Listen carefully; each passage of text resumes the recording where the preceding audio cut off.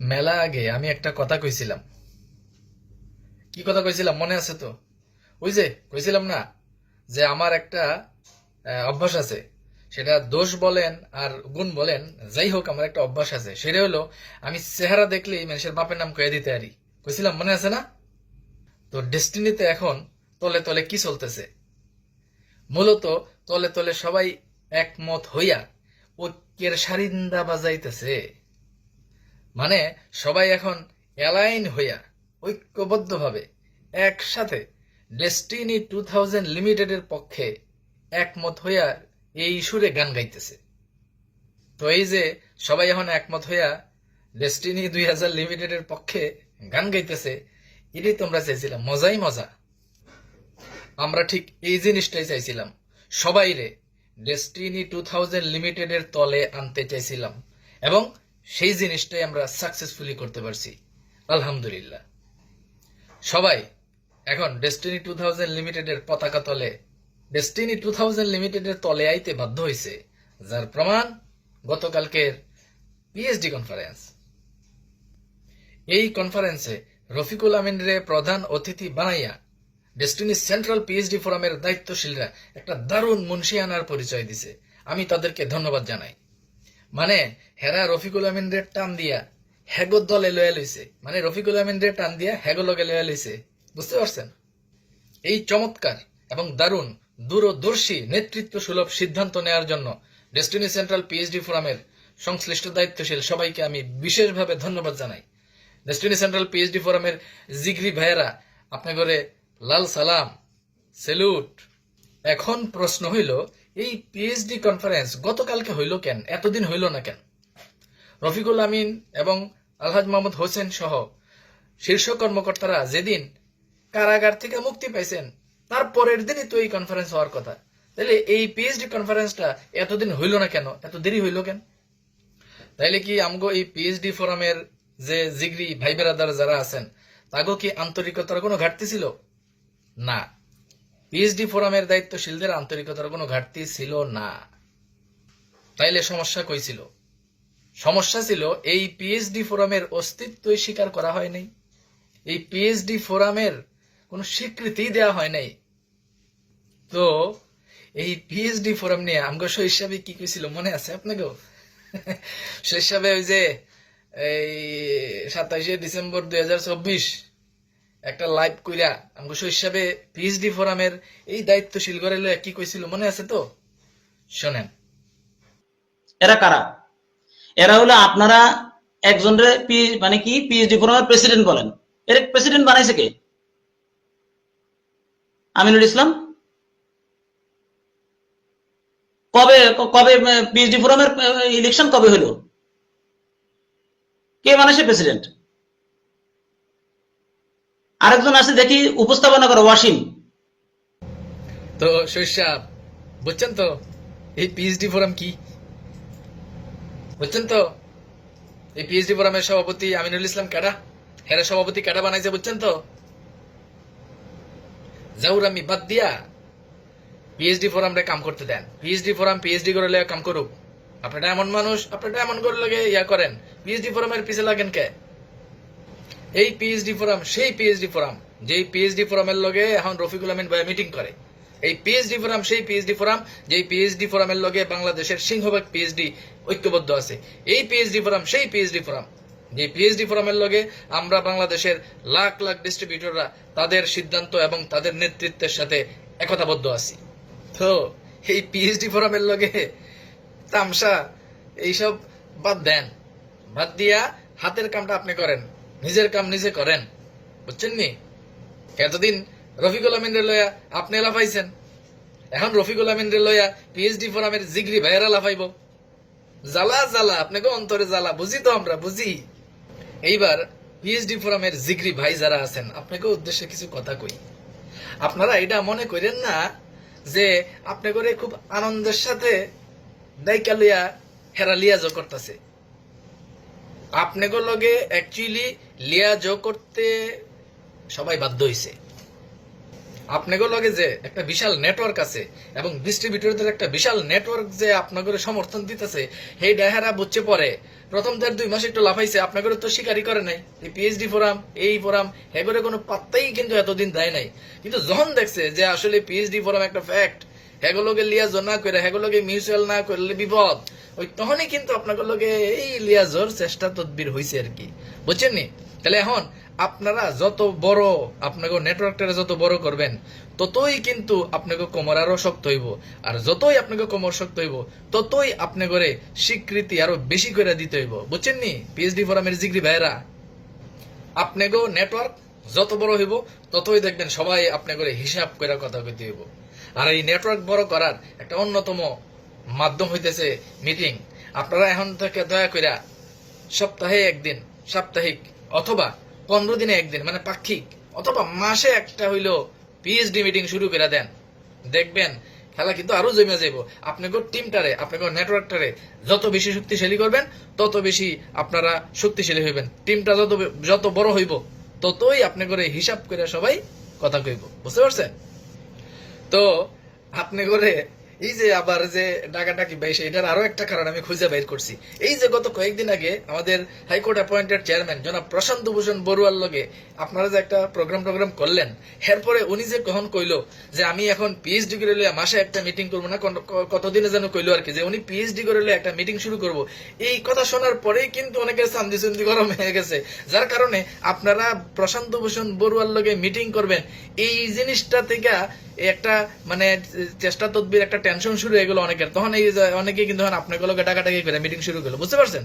তো আমার ব্যক্তিগত অপিনিয়ন হইলো যে আমার মনে হয় আপনাকে সবার লগে মিটিং করা উচিত। যেমন ধরেন আপনারা এখন পিএইচডি কনফারেন্স রফিকুল আমিনের লগে করলেন গতকালকে, আবার এইখানে যদি আমাদের প্রশান্ত ভূষণ বড়ুয়া, যিনি কোর্ট অ্যাপয়েন্টেড চেয়ারম্যান, ওনার লোকেও যদি আপনারা মিটিংটা কন্টিনিউ রাখেন, তাহলে উভয় পক্ষের সাথে আপনারা মিটিং কন্টিনিউ করে আগায় গেলে আপনাদের কাজটা আরো গোছালো হইব এবং আপনারা আপনাদের দাবি দেওয়া গুলো অত্যন্ত গোছালো ভাবে ক্লেম করে আদায় করে নিতে পারবেন। আশা করি বুঝতে পারছেন বিষয়টা।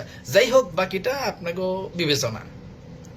তো আপনাকে লগে এই যে সবাই এখন লিয়াজো টিয়াজো করার চেষ্টা করতেছে, সেম ভাবে এখন আপনারা যদি সবার লগে লিয়াজো রাখেন, যেমন আপনারা রফিকুল আমিন ওনার লগে পিএইচডি কনফারেন্স করতেছেন, আপনারা এখন ধরেন প্রশান্ত ভূষণ বড়ুয়া উনি চাইতেছে আপনাদের সাথে পিএইচডি কনফারেন্স করতে, এটাও যদি করেন, আমাদের আরো যারা শীর্ষ কর্মকর্তা আছেন বা বোর্ডে যারা যারা আছেন, সবার লগে যদি লিয়াজো মেনটেন করে আপনারা কাজ করতে পারেন, তাহলে ডিস্ট্রিবিউটরদের স্বার্থ খুব দ্রুততম সময়ে আপনারা ক্লেম করে আদায় করে নিতে পারবেন। আশা করি বিষয়টা বুঝতে পারছেন। যাই হোক, আমি আবারও কইতেছি যে এটা আপনাকেও বিবেচনা, আমরা আপনাদের ক্ষুদ্র জ্ঞানে যতটুকু ভাই ব্রাদার হিসেবে কওয়া দরকার কইলাম, এই আর কি। এইবার আসি রফিকুল আমিন প্রসঙ্গে। জনাব রফিকুল আমিন, শোনেন, আপনি মুরব্বী মানুষ, আপনার লগে আমাকে ব্যক্তিগত কোনো শত্রুতা নাই, জমি জমা নিয়েও কোনো বিবাদ নাই। আপনি ডেস্টিনি 2000 লিমিটেডের লগে আছেন, আমরাও আপনার লগে আছি।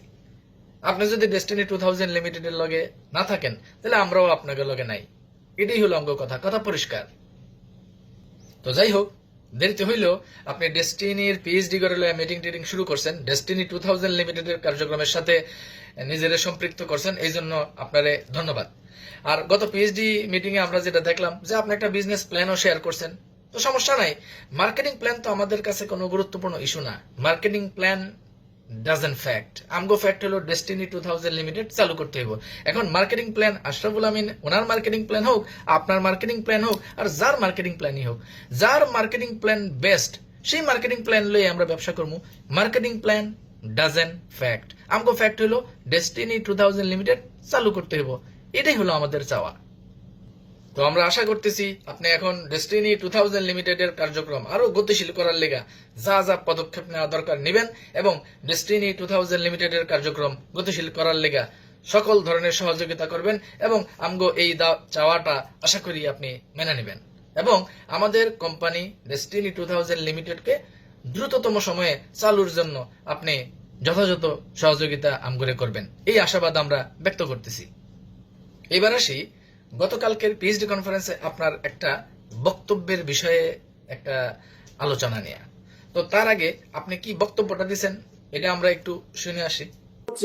সেখানে আমরা 1 কোটি লোকের সাথে লেনদেন করব, আর 57 লক্ষ লোকের ওই একটা সেন্টার করার জন্য পণ্য কিনতে যে টাকা লাগে সেটা মাল্টিপারপাস তাকে লোন দেবে। লাইভ হচ্ছে, লাইভটা পরে প্রয়োজনীয় জিনিসগুলো আমরা কোনো সমস্যা নাই, লাইভ হলে সমস্যা কি আপনার? লাইভে দেখুক না সবাই, লাইভে দেখলে কোনো সমস্যা নাই। আমরা তো কোনো মিথ্যা কথা চুরির কথা বলতেছি না ভাই, সমস্যা কি? লাইভ হোক। আমরা যেটা বলতে চাচ্ছি সেটা হচ্ছে যে আমরা 57 লক্ষ লোকেরা আমরা হেল্প করবো মাল্টিপারপাস থেকে, তাকে 3000 টাকা নগদে লোন দেওয়া হবে। তো আপনি কইছেন ডেস্টিনিতে 2 কোটি লোকের কর্মসংস্থান আপনি করবেন। Well, good enough. আপনি একটা হিসাব দিছেন যে এর ভিতরে এই 2 কোটির ভিতরে 43 লাখ তো আমগো আছেই, আর বাকি 1,57,00,000 লোকের কর্মসংস্থান সহ মোট 2 কোটি লোকের কর্মসংস্থান আপনি করবেন। তো এর ভিতরে 1 কোটি লোকের হিসাব দিছেন যে যারা ওই টাকা দিয়ে প্রোডাক্ট কিনা জয়েন করে কাজ করব, আর ওই বাকি 57 লাখ যে এগরে মাল্টিপারপাস থেকে লোন নেওয়াইয়া ডেস্টিনিতে জয়েন করাইবেন, এই একটা বিষয় নিয়ে আপনি আলোচনা করেছেন। তো এটা নিয়ে আমগো একটু কথা আছে। আপনি কইছেন এই 57 লাখ যারা ডেস্টিনিতে জয়েন করার ক্ষেত্রে মানে আর্থিকভাবে দুর্বল বা দরিদ্র সীমার নিচে, যাদের পক্ষে টাকা টোকা নাই জয়েন করার, এগরে মাল্টিপারপাস থেকে লোন দিয়া জয়েন করাইবেন এবং জনপ্রতি 3000 টাকা লোন দিবেন কইছেন। তো এই 57 লাখ লোকরে যদি 3000 টাকা করে লোন দিতে হয় মাল্টিপারপাস থেকে, তাহলে কত টাকা লাগে? 1710 কোটি টাকা। তো মাল্টিপারপাসে আমগো বর্তমানে পেইড আপ ক্যাপিটাল কত? 1400 কোটি।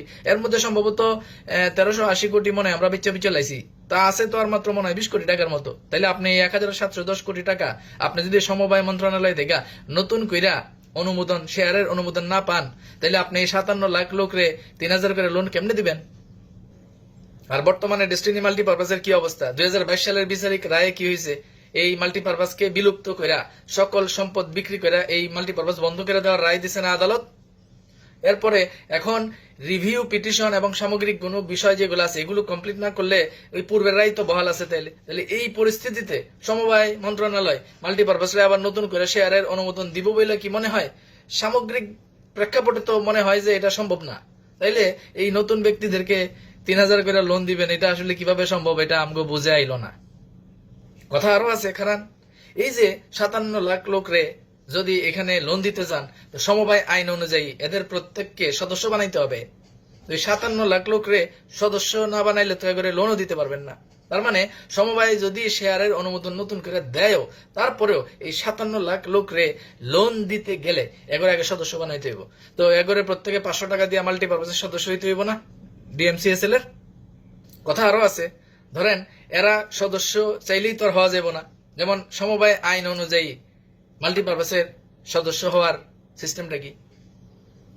ব্যবস্থাপনা কমিটির সভায় কারা কারা সদস্য হইতে পারে এইরকম নাম প্রস্তাব করতে হয় এবং ওই ব্যবস্থাপনা কমিটিতে ওই প্রস্তাবিত নামগুলা পরবর্তী ব্যবস্থাপনা কমিটির মিটিং এ উত্থাপন করতে হয়। তার মানে ব্যবস্থাপনা কমিটির একটা মিটিং এ ধরেন নাম প্রস্তাব হইল যে এই এই এই এই এই এই ব্যক্তিদেরকে আমরা সদস্য করব। তো পরবর্তী ব্যবস্থাপনা কমিটির যে পরবর্তী মিটিং, সেই পরবর্তী মিটিং এ এই নামগুলো অনুমোদন হওয়ার পরে তারপরে ন্যায় করে মাল্টিপারপাসের সদস্য বানানো যাইব। এটাই তো সমবায় আইন। তাইলে এই যে 57 লাখ ব্যক্তিরে সদস্য বানানো, তারপরে এগরে লোন দেওয়া, তো কত হাজার মিটিং কইরা এই কাজটা করতে হইব। এটা অনেকটা জটিল একটা বিষয় হয়ে গেল না? এটাও কেমনে হইব এটাও কিন্তু আমরা বুঝতে পারলাম না।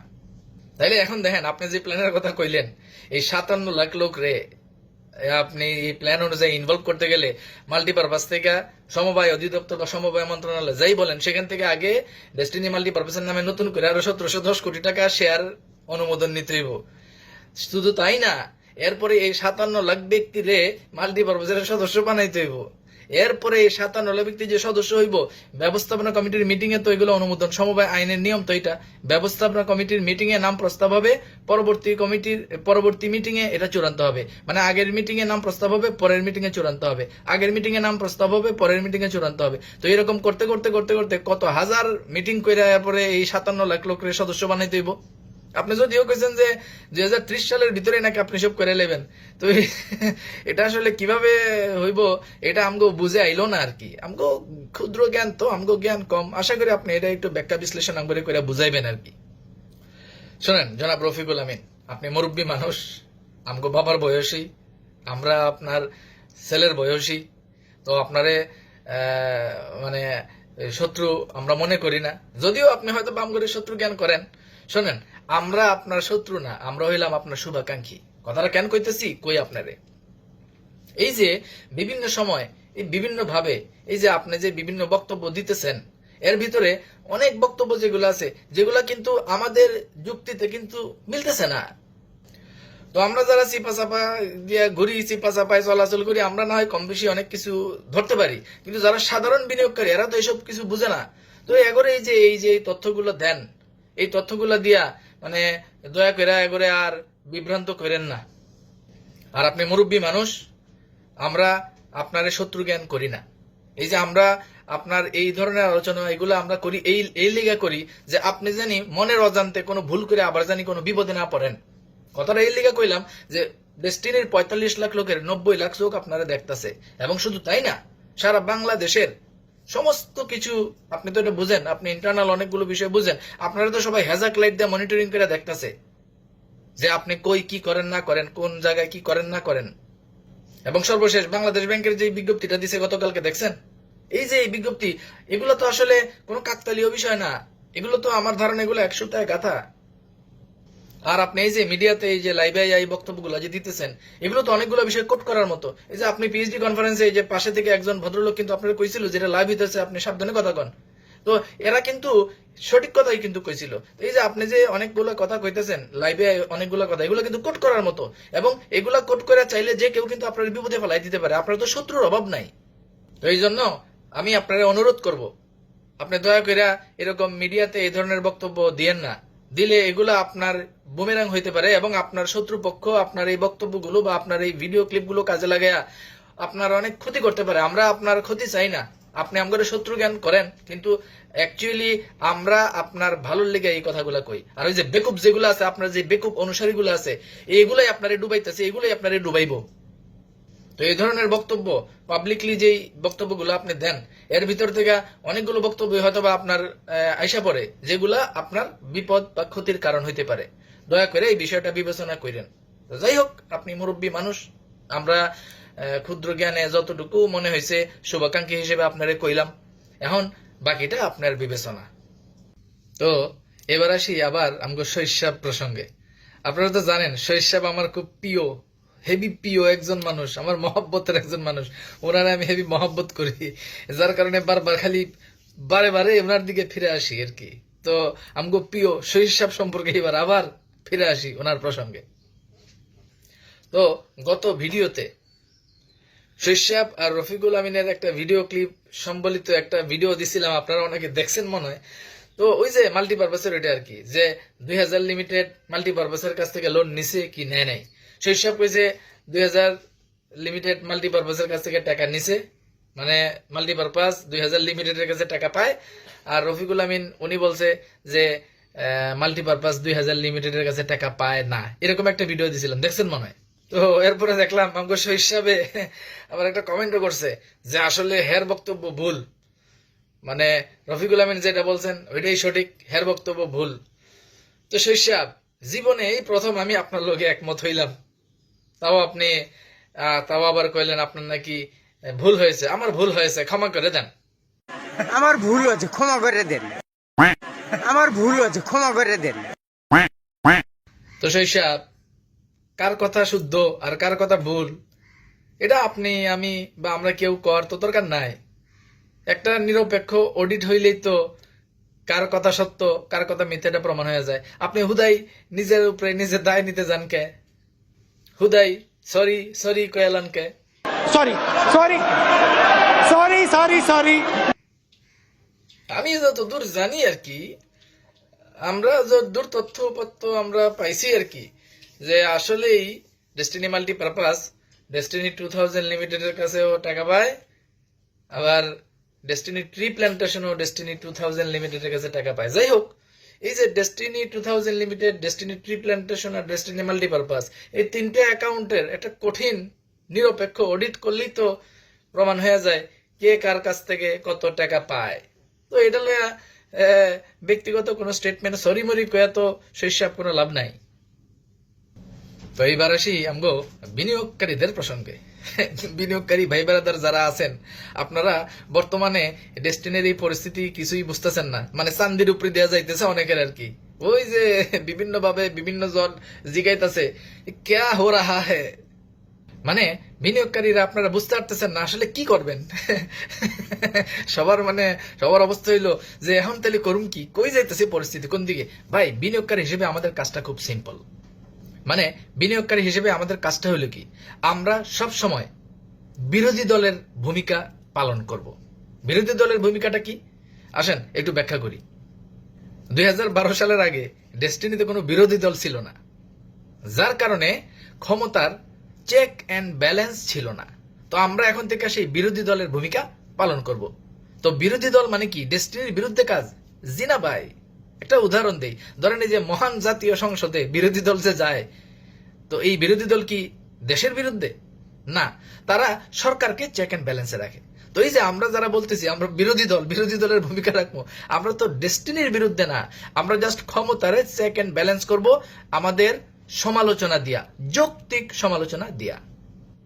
আমরা বিনিয়োগকারীরা হইলাম সেই বিরোধী দল যারা আমাদের যারা আমরা যৌক্তিক সমালোচনা দিয়া, যৌক্তিক প্রশ্ন দিয়া আমরা ক্ষমতাসীন বা ডেস্টিনির দায়িত্বশীলদেরকে জবাবদিহিতার আওতায় রাখবো, যেটা অতীতে ছিল না।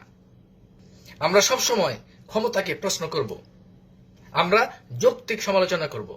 তাহলেই কি হবে, সব সময় ডেস্টিনির ভিতরে পাওয়ারটা অলওয়েজ চেক অ্যান্ড ব্যালেন্সে থাকবে। এক কেন্দ্রিক কোনো ক্ষমতার বলয় আর ডেস্টিনিতে তাহলে তৈরি হবে না। এই জন্যই আমাদের বিরোধী দলের ভূমিকা পালন করতে হবে। আর এইভাবেই আমরা ডেস্টিনির সার্বিক কার্যক্রমে ক্ষমতার চেক অ্যান্ড ব্যালেন্স করব।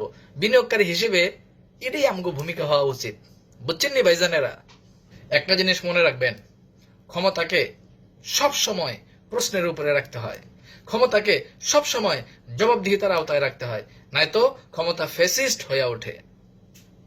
এই জন্যই আগামীর ডেস্টিনিতে আমরা আমাদের যৌক্তিক আলোচনা করবই, আমরা আমাদের যৌক্তিক সমালোচনা করবই, আমরা আমাদের যৌক্তিক প্রশ্ন করার মাধ্যমে ক্ষমতাশীল দায়িত্বশীলদেরকে জবাবদিহিতার আওতায় আমরা রাখবই এবং যৌক্তিক সমালোচনা আমরা করবই। এই কাজটা যদি আমরা বিনিয়োগকারীরা করতে পারি, তবেই আমাদের আগামী ডেস্টিনিতে কোনো একক নেতৃত্ব বা একক কর্তৃত্ব বা কোনো ফ্যাসিস্ট বলয় তৈরি হবে না। একটা স্ট্রাকচারাল ডেস্টিনি, একটা অর্গানাইজেশনাল ডেস্টিনি এবং একটা চেক অ্যান্ড ব্যালেন্সের ডেস্টিনি তখনই আমরা তৈরি করতে পারবো। আশা করি আপনারা বুঝতে পারছেন বিনিয়োগকারী ভাইয়েরা আমগো কাজ কি, আশা করি বুঝতে পারছেন। আমরা বিরোধী দল তার মানে এই না যে আমরা ডেস্টিনির বিরুদ্ধে। আমরা এই কার্যক্রমগুলো, এই যে আমরা যা করতেছি, এগুলো ডেস্টিনির বিরুদ্ধে না, ক্ষমতার চেক অ্যান্ড ব্যালেন্সের জন্যই আমরা সেই কাজটা করতেছি। That's it. তো আসেন আমরা আমাদের সচেতনতা, আমাদের দক্ষতা, আমাদের যোগ্যতা এবং আমাদের দূরদর্শিতা দিয়ে আমরা এক কেন্দ্রিক কোনো ক্ষমতার বলয় যেন ডেস্টিনিতে তৈরি না হয়, আমরা সেই দিকে সচেতনভাবে নিজেদেরকে সম্পৃক্ত রাখি এবং একটা চেক অ্যান্ড ব্যালেন্স, একটা স্ট্রাকচারাল অর্গানাইজেশনাল অবকাঠামোগত ডেস্টিনিকে আমরা যেন আগামীর দিনে পাই, সেই লক্ষ্যে আসেন আমরা আমাদের সকলের সচেতনতা জারি রাখি। কারণ ডেস্টিনি কারো বাপের না।